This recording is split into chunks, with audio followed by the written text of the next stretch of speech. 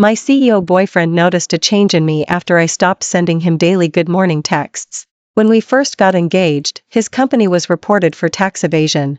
I rushed with a lawyer to the tax to apply for his bail. Then his college friend, Blair, suddenly told the media that I had embezzled company funds to buy luxury goods, deliberately forcing the company accountant to falsify books to evade taxes. In front of the media, Marcus called me a shallow and brainless gold digger. Overnight, I became infamous, known as the ultimate gold digger who embezzled tens of millions to buy luxuries. I was cyberbullied across the entire internet, and my home address was doxed. With nowhere left to turn, I had no choice but to leave Coastwood. 5 years later, I returned home with my daughter, Lily. Unexpectedly, at a luxury boutique, I ran into Blair, Marcus's college friend. Blair looked at Lily beside me and sneered. "Luna? Have you really fallen so low that you childminder?" Under her incredulous gaze, I turned and, with Lily, entered a VIP lounge where annual spending easily exceeded 100 million. I hadn't expected that, having just returned home, Marcus would already know I was back in Coastwood. He suddenly appeared outside immigration, a group of bodyguards behind him, each holding a large bouquet of flowers, making a grand gesture. This drew gasps of admiration from the onlookers. "Wow, how romantic. Her boyfriend must really love her. This scene is like a dream." I stood on the edge of the crowd, my expression cold. The moment Marcus saw me, the emotion swirling in his eyes seemed about to overflow. He blocked my path, his voice hoarse. "Luna, you're finally back. Marry me, please?" Even after 5 years, his acting was as convincing as ever. I tried to leave with Lily, but he suddenly stopped me. "Luna, I never thought you'd have a child. Luna, I misunderstood you about what happened back then. Can you forgive me?" I cut him off coldly. "No, as we argue." Blair suddenly pushed past the bodyguards and rushed forward. "Looking at you, even if the child is yours, it's a bastard child born while you were someone else's mistress. Marcus, she had a child with another man behind your back. How can you still believe this gold digger?" Gold digger. I had heard that word so many times during those years that it had lost all meaning. After I went from Marcus's secretary to his girlfriend, every time he brought me to a social gathering with his friends, that word clung to me like a stubborn disease. They said I was an intern who got by on my looks, with a low degree and no background, only achieving a good life by latching onto Marcus. A CEO worth tens of millions and a secretary earning $3,000 a month. No matter how you looked at it, they saw me as a gold digger who used her looks to get ahead. Marcus's friends secretly called me manipulative and were waiting to see me eventually cast aside by Marcus. But I wanted to prove to them that I wasn't.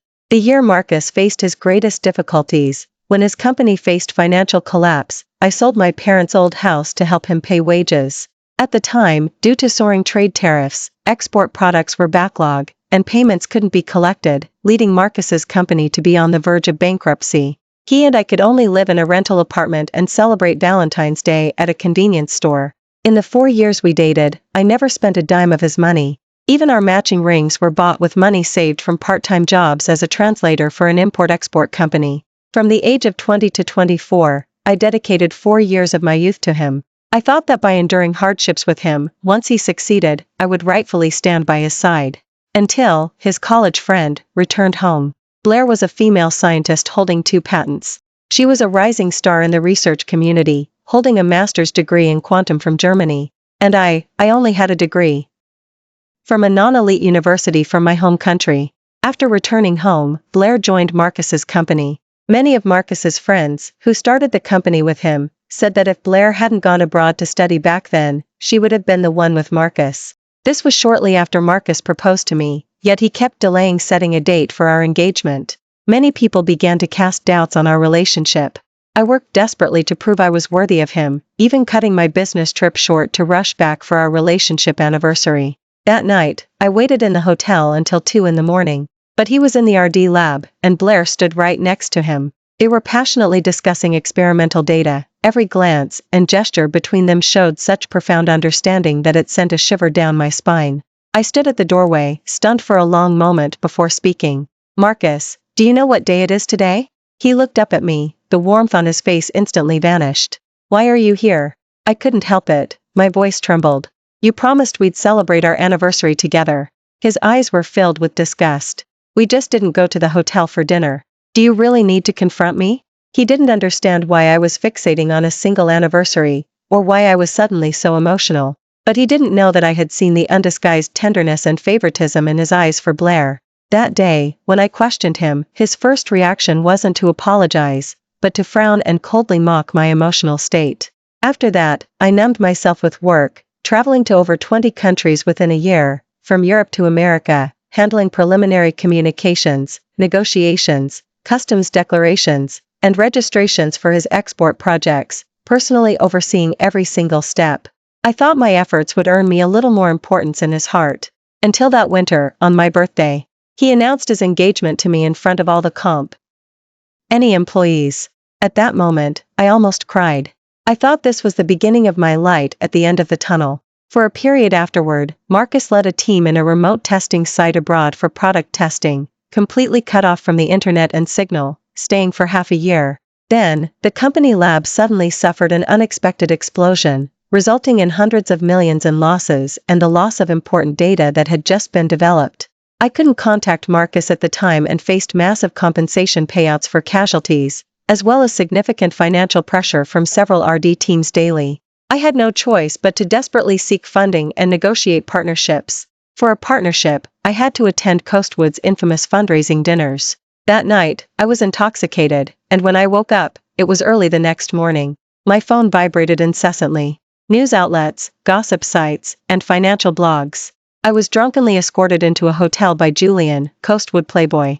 That day, Marcus interrupted his research project and rushed back to Coastwood like a madman. He stormed into Vance, and in front of the entire company, he punched Julian in the face. The scene nearly spiraled out of control. When I arrived at the hospital, his eyes were bloodshot, and his clothes were rumpled, with blood smeared at the corner of one eye. Just as I was about to speak, he roared, "Luna, are you really that desperate for money? Desperate enough to accompany a man into a hotel?" I froze, my throat ached as if cut by a knife. Barely holding back tears in my eyes, I explained. "There's a problem with the company's research project. I was just looking for a company to fund us." Marcus suddenly pushed me against the wall, his eyes filled with an almost frantic possessiveness. "What kind of funding requires you to accompany a client to a hotel, and then he transfers 90 million to you?" He threw the bank statements at my face. "That's not it, don't try to deny it. Yo. You've always been after money. Luna, if I didn't have money, would you even glance at me?" I stared at him, and a string snapped in my heart. "Marcus, I was never with you for money. I was with you because I loved you." But he just scoffed, his eyes filled with mockery and scrutiny as he looked at me. How could I not love him? After 4 years together, I had already come to regard him as the most important person in my life. Back then, I suddenly received the devastating news that my parents died in a car accident overnight. My family also incurred a lot of debt from car accident compensation. In college, to pay off debts, I worked part-time jobs until dawn every day. I met Marcus while working as a translator for an international exhibition. That night, I was harassed by some pot-bellied middle-aged men at the exhibition. After I refused to drink several times, one of them turned hostile, pressed me hard and tried to force me to drink, even attempting to take me away to humiliate me in front of everyone. It was Marcus who stepped forward, shielded me and helped me out of the situation. He even helped me collect the unpaid wages I was owed for that part-time job. He even hired me as an intern secretary in his company after learning about my difficult living situation.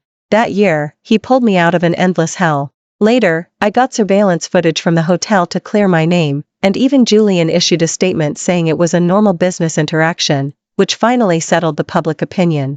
That funding transfer was also a financial error by the other company that led to the transfer to my account. But after that day, Marcus suddenly became wary of me. He even started listening to Blair and initiated asset division for the company.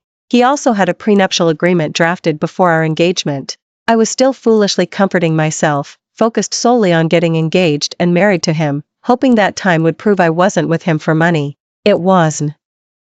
Until that incident that I finally understood, Marcus had never truly believed in me. The day before our engagement, his company was anonymously reported for tax evasion. That night, while on a business trip, I received a call from my lawyer. The documents in my hand fell directly to the floor. I changed my flight that very night and rushed back to Coastwood. The first thing I did when I got home was to retrieve the company's financial data for the past 3 years and verify it item by item. The next morning, after meeting with my lawyer and the company accountant, I personally delivered a thick stack of supporting documents to the tax, applying for his bail. But just as we walked out of the tax, we saw many media outlets gathered outside. Blair stood in front of the cameras, in tears. It was Luna. She embezzled company funds, bought tens of millions in luxury goods. She forced the company accountant to falsify books to evade taxes. Saying this, she publicly threw out a stack of invoices. These are the proofs of the luxury goods she bought using the company account. I looked at those invoices and immediately recognized them as items I had never bought, or even heard of. Chanel haute couture designs, high-end jewelry from private Parisian showrooms. Those were things I had never touched. Marcus stood in front of me, holding that stack of receipts, his eyes filled with cold contempt. Luna, when did you become so materialistic? His tone was full of incredulous disdain. Blair is right, you're just a gold digger. I stared at him, stunned. It wasn't me. I didn't. These invoices aren't mine. I have no idea what these things are about. But he didn't believe a word I said. Blair and the financial manager even tearfully accused me publicly in front of the media. They claimed that I had coerced and bribed the company accountant to falsify books and divert the tax evasion money to purchase luxury goods. They made it sound very convincing, as if I had truly done all of it. With a dark expression, he stared coldly at me for a long moment, asking nothing. Then he turned and immediately paid $40 million in back taxes at the tax. The media swarmed. Cameras shoved into my face, he roughly pushed me away. He wouldn't listen to any of my explanations. At that moment, my heart felt like it was ripped out. I stood at the entrance of the tax, being photographed, interviewed, and cursed by reporters. Marcus immediately announced our breakup and the cancellation of our wedding. That day, my reputation was utterly ruined. My photos were all over the internet. I became synonymous with the 10 swindling digger. CEO's fiancé 40 from Hingüe? Gold digger, fraud, tax, asset, Hermes, Chanel. Some even doxed my old home address and my entire social circle. Those days, I didn't dare to go out. I tried to clarify, explain, and find evidence. But those accounts had long been wiped clean, making it impossible to trace their origin. With nowhere left to turn, I had no choice but to leave Coastwood. After I left, I continued to entrust a professional private investigator to track the true whereabouts of that $40 million. They traced it to an offshore secret account and, pieced together clues, found that it was Blair who, in collusion with the company accountant, had transferred the funds using an internal approval loophole. Pulling myself back to the present, I watched Marcus's gaze dim inch by inch. About what happened before, I found out that the company accountant diverted the tax funds and fabricated evidence. I sent her to prison, but by then, you were already gone, and I couldn't find you at all. He paused, his voice trembling slightly. He then looked at Blair, who said with a sharp and insistent gaze, Blair is right, you might have been tricked into having that child, it's not your fault. As long as you're willing to come back, the position of Mrs. Hayes is still yours. Even now, a single word from Blair could still sway High's judgment. I scoffed. Marcus, if you have delusions, seek treatment at a mental hospital. Marcus's face instantly turned ashen. The restraint in his eyes crumbled bit by bit, bloodshot eyes as red as crimson. After we get married, I can give you all the assets under my name. No, Luna, as long as you agree, I can transfer all my shares and properties right now. I can give you anything you want. He screamed almost hysterically, his eyes bloodshot. How could you be so cruel, leaving me in a fit of pique all those years ago? Our 4 years of relationship, seeing him like this, I found it utterly ridiculous. You're the cruel one, Marcus. Just because of a word from Blair, you could sever all ties with me and turn me into a criminal. Do you have any idea what I went through during the period I was cyberbullied by the entire internet? I gritted my teeth, saying each word clearly. My apartment was splattered with paint every day. My parents' graves were spray painted with gold digger. Where were you? You stood in front of the cameras, signing tax documents while mocking me, calling me shallow and brainless. I desperately tried to clear your name of tax evasion charges, but from start to finish, you never believed me. His expression stiffened, his Adam's apple bobbed, as if he wanted to say something. But I no longer had the patience to listen. I turned to leave, but Marcus suddenly knelt down on one knee. Luna, I beg you. I paused, but didn't look at him again. Before he could even stand, I had already strode past him and walked away. I heard his hurried footsteps behind me. He rushed forward and grabbed my wrist tightly from behind. The man who fathered your child couldn't legitimize your relationship, could he? You're willing to be a mistress for money, but why can't you forgive me? That man couldn't possibly be richer than me. In his eyes, there was an uncontrollable madness. Without hesitation, I raised my hand and slapped him hard AC. Ross the face. Marcus, you're disgusting. Whether I have a child, who I marry, or if I legitimize my relationship, it's never your place to comment on or interfere with. Don't ever appear in front of me again. He froze in place, his eyes filled with shock. The scene of Marcus kneeling and proposing at immigration was filmed by countless netizens. Within a few short hours, the video of his grand proposal shot to the top of the trending topics. A familiar pattern emerged on social media again. Did you all forget about Luna embezzling $40 million 5 years ago? I heard she's been a mistress to a rich businessman for years, and that child is his illegitimate daughter. Now the rich businessman doesn't want her, so she's coming back to pester Marcus. How shameless. I couldn't even be bothered to lift an eyelid. These troll posts were still the same old story, and the smear tactics were as low as ever. I immediately had my legal team file a lawsuit. Since these people are so eager to court disaster, I don't mind letting them face trial, one by one. That evening, I attended a private couture gala in Coastwood, invited by the French headquarters of a top luxury brand. I wasn't originally on the guest list for this Coastwood show, but the brand founder personally extended an invitation, and the organizers arranged a seat at short notice. I changed into my designer gown and stood in the guest area outside the show, scrolling through my phone, waiting for my seat to be confirmed. Suddenly, a grating voice rang out nearby. Now even riffraff can attend high-end galas? I looked up. It was Blair. She was wearing a dress from the latest collection, her face adorned with flawless makeup, but her eyes were full of jealousy and malice. Tisk, Luna, you're really something.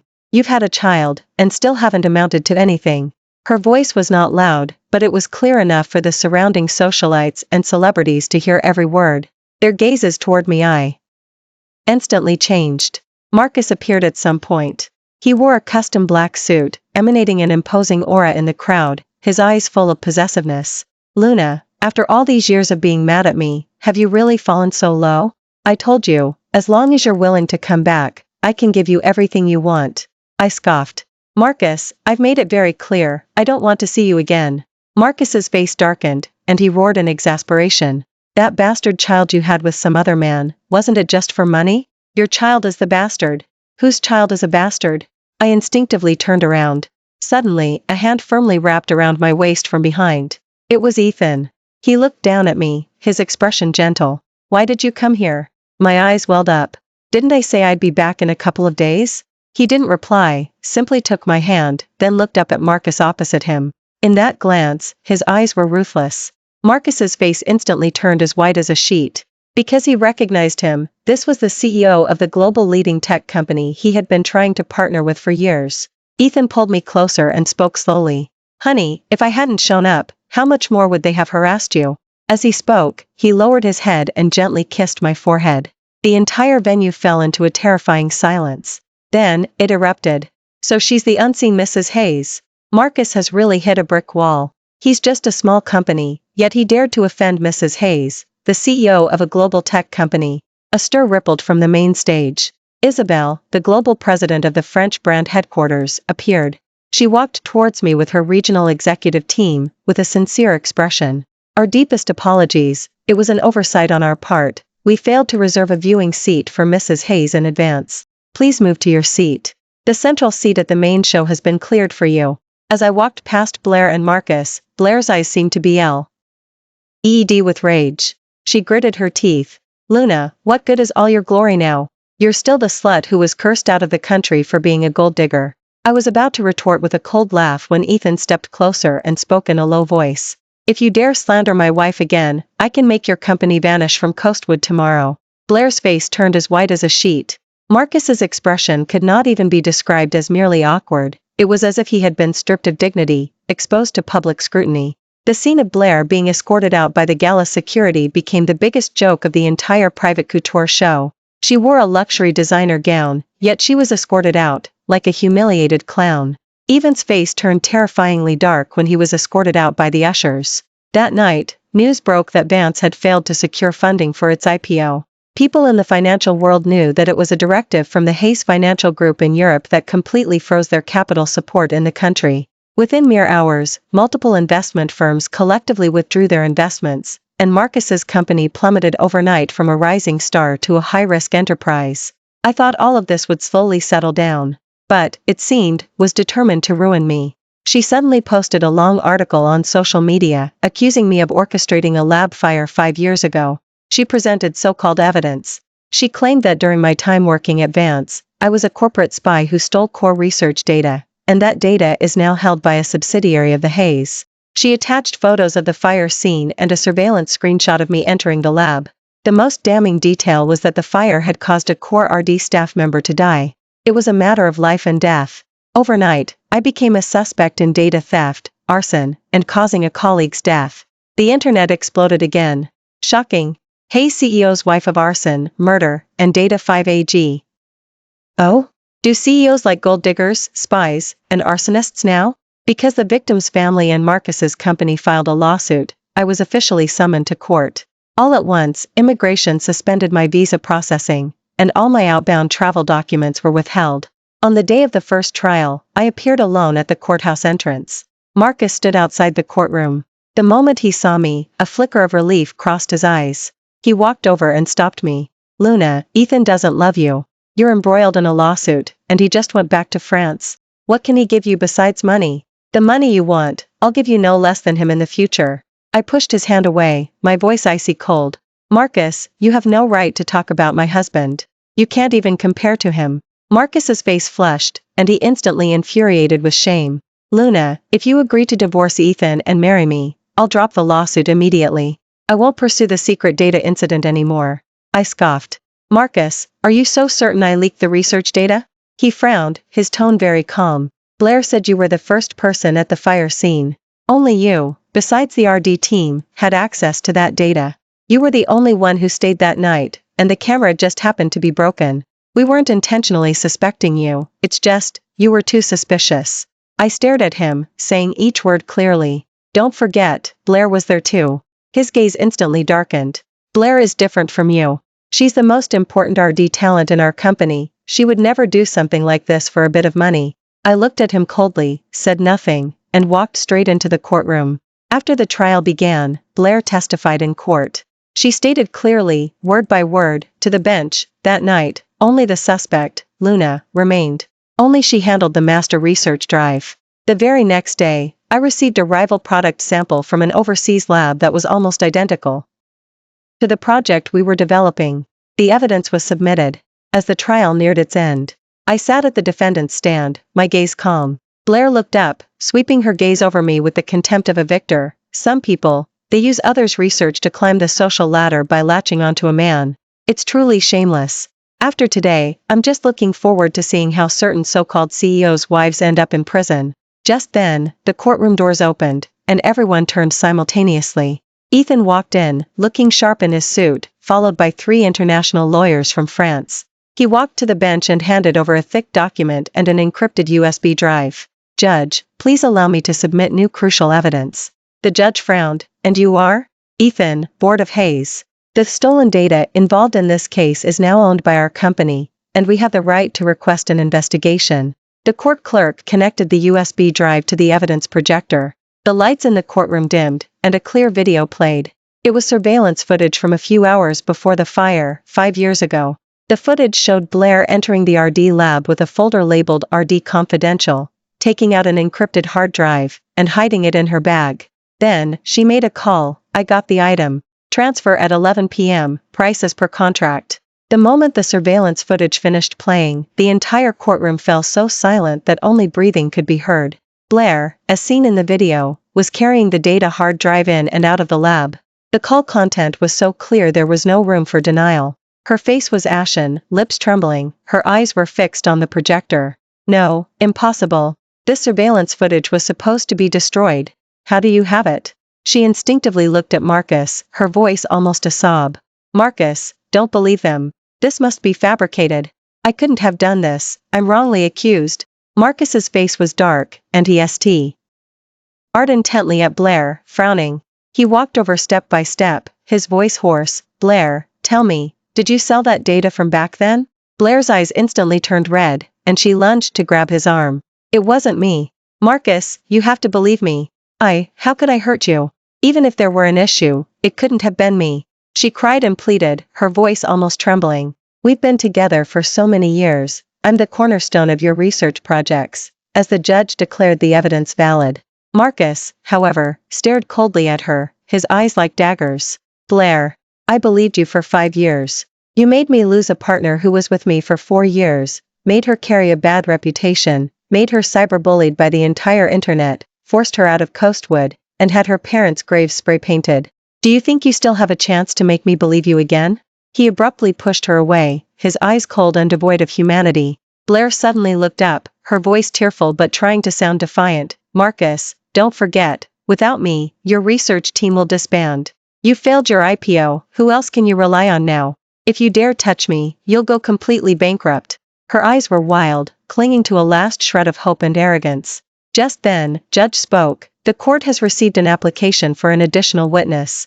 The crowd parted, and a middle-aged woman walked up from the witness stand, her expression somewhat haggard, yet her eyes were resolute. It was the company accountant who had been imprisoned back then. She handed a USB drive to the clerk. This is an audio recording I've kept for years.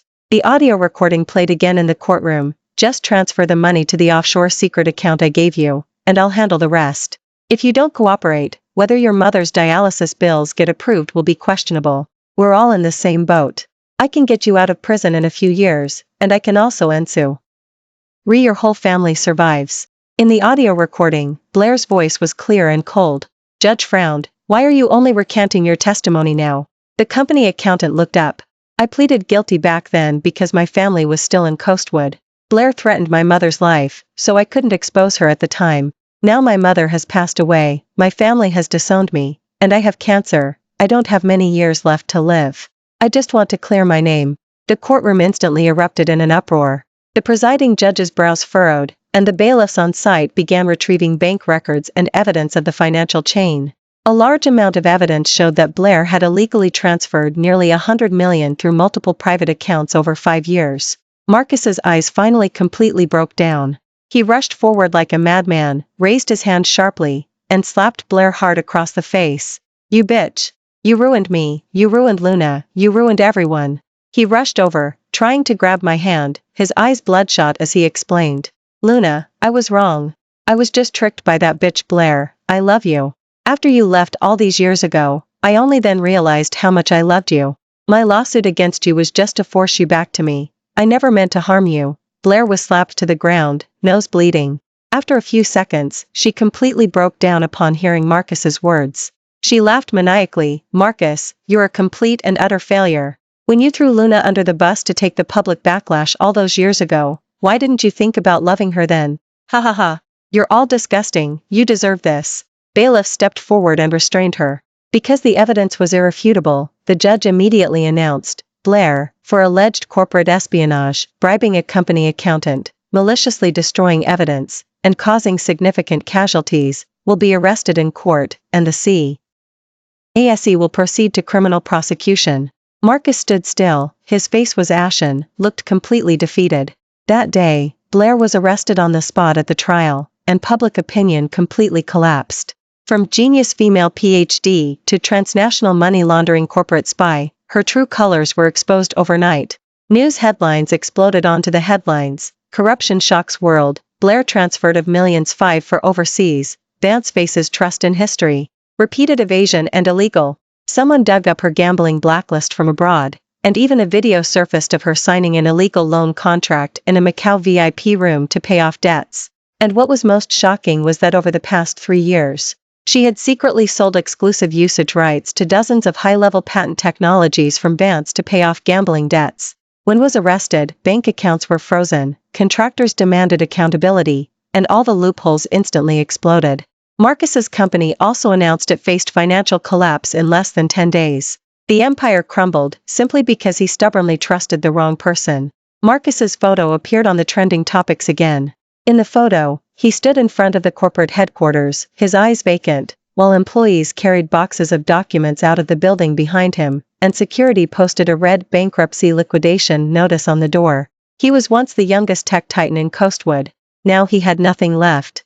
I didn't pay attention to those news stories anymore. My current life is far removed from him. From the day the trial concluded, Ethan handled all subsequent matters for me. We successfully obtained immigration approval with Lily, preparing to settle in France. On the last day before leaving, I stood on the balcony of a high-rise building on the waterfront promenade with Lily, looking at this city that had torn me apart and then allowed me to be reborn. Footsteps sounded behind me. Ethan walked over and took my hand. "Are you ready?" I nodded. Our family of 3 walked side by side to the airport. 5 years ago, with nowhere left to turn, I left Coastwood alone with 2 million in savings and went to Europe. That's also where I met Ethan. I had already had multiple contacts with his company during Marcus's overseas projects. After moving abroad, thanks to my excellent resume, I successfully joined a branch of Hayes in France. Back then, I struggled with bipolar disorder, needing medication during long work trips for a significant period. That year, there was a major strike outbreak in France. I had just been on a business trip with Ethan in southern France when we were caught in a riot and shooting incident. He held me tightly, protecting me. After surviving the ordeal, he confessed his feelings to me, revealing the love he had kept hidden for years. It turned out he had noticed me years ago when I frequently attended tech summits and trade forums in Europe. Even my joining the Hayes was part of his long-planned pursuit. After he proposed to me, he not only gave me a significant portion of his assets and shares before our marriage but also signed a voluntary gift agreement. True love, therefore, never concerns itself with financial gains or losses. Before immigrating, I took one last look at my phone. On an online forum, there was a wildly popular post: Vance officially entered bankruptcy liquidation, and chairman refused to comment on the accusation by his ex-fiancée. The comment section was filled with mockery. I heard he knelt outside the courtroom and even threatened his ex-fiancée, telling her if she divorced and returned home to marry him, he would drop the lawsuit. What a lowlife. That kind of man won't stop until he gets what he wants. He and that gambling addict PhD also got what they deserved. If you ask me, he's just a typical social climber. He's always relied on women to get ahead, and he's the kind of man who would kick his fiancée to the sea. Urbanization when the scandal was at its peak. The only person he truly loves is himself. The plane took off. Sunlight pierced through the clouds, falling warmly and reassuringly on the back of my hand. Ethan took my hand, gently reassuring me. "Luna," he said softly, "everything is going to be all right. I'll always be by your side." Holding in my arms, my heart felt a peace I had never experienced before. Thank you for watching today's story. If you enjoyed this video, please give it a like and share it with your friends. We look forward to hearing your thoughts in the comments. Feel free to share your perspectives, and don't forget to subscribe to our channel for more exciting stories. See you next time.